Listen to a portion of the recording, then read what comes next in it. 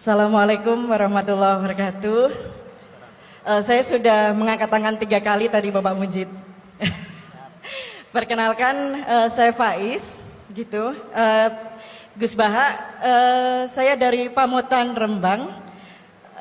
Ibu saya keponakannya Mbah Yusuf, Mbah Muhaidah. Ya, Gus Baha, alhamdulillah bisa bertemu Gus Baha di sini. Senang bertemu Prof. Gerai Shihab.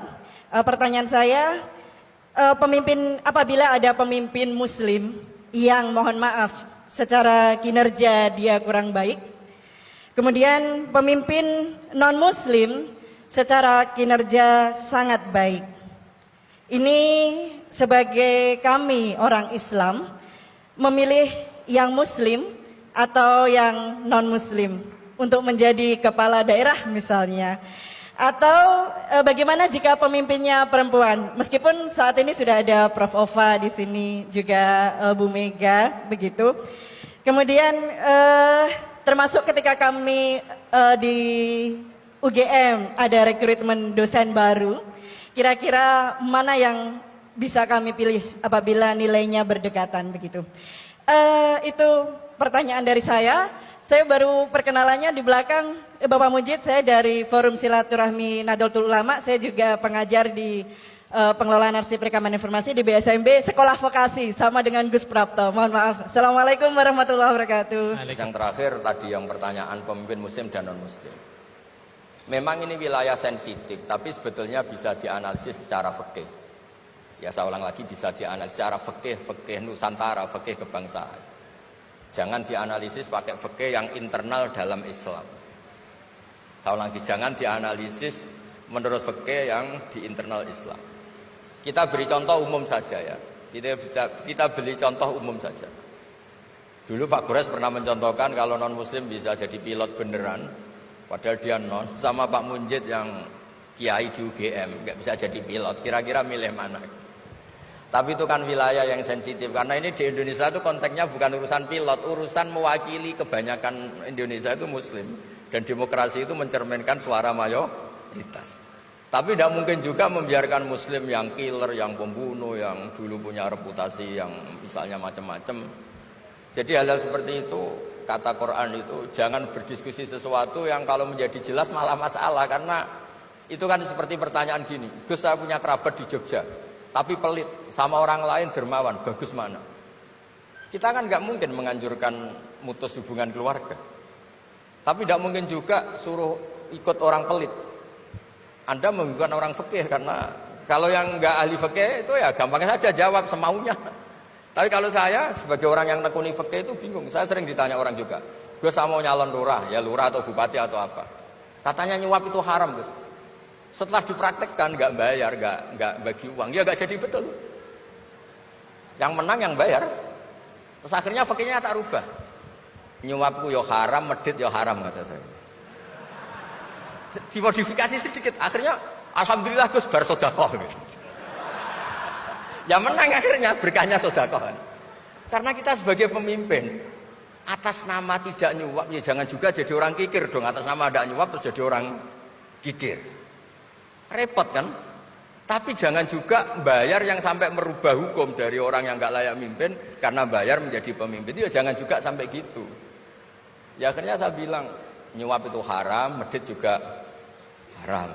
Alhamdulillah barokahnya kombinasi fikih ini. Ya nyuapnya tetap haram tapi rakyat tetap dapat uang gitu. Tapi nanti ketika Anda tidak layak jadi pemimpin itu juga haram karena menjabat sesuatu yang nggak wilayah Anda. Jadi seni-seni ngelola Muslim, non-Muslim, dan itu tidak bisa dipukul rata. Karena itu wilayah-wilayah yang sensitif, yang butuh detail, yang butuh satu peristiwa spesifik. Saya pernah ditanya, Gus saya ini hidup di Amerika, kalau milih presiden kan sama-sama non-Muslim, milih yang siapa? Ya jawab yang akhafu dororon, misalnya ada presiden Amerika yang sangat demokratis misalnya. Dia membiarkan Islam berkembang. Sama jenis non-Muslim yang Islamfobia, tentu milih yang demokratis. Ada yang dosanya itu membunuh, yang satu dosanya korupsi. Ya milih ya korupsi, karena membunuh itu lebih ekstrim dibanding korupsi misalnya.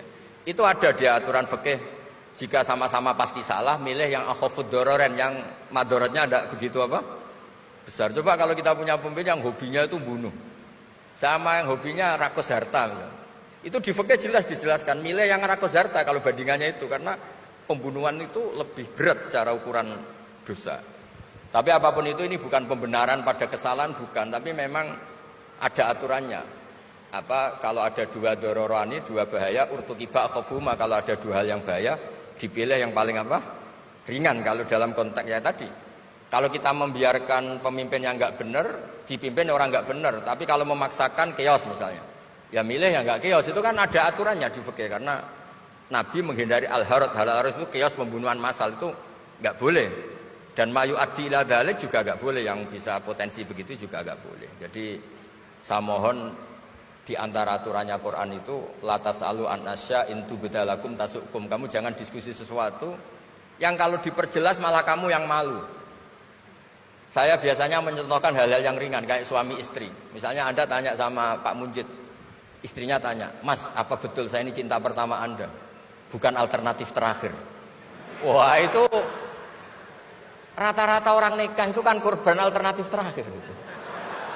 Itu kalau ditanya sama-sama konangan itu aslinya itu. Ceweknya juga sama. Apa betul Pak Minjit itu cinta pertama, pilihan terakhir? Oh, saya sering mau nikah ini orang yang saya cintai, tapi takdirnya ini. Gitu. Itu kan orang dibilang takdir itu kan ya tersinggung. Jadi banyak hal yang kalau didiskusikan itu masalah-masalah. Latas alu an asya intu bedalakum tasukum. Kamu jangan tanya atau diskusi sesuatu yang kalau diperjelas itu malah masalah. Jadi itu etika ya, etika dalam diskusi juga jangan memicu lagi. Saya kira demikian, nanti ditambahi oleh Abi Profesor Kures. Monggo.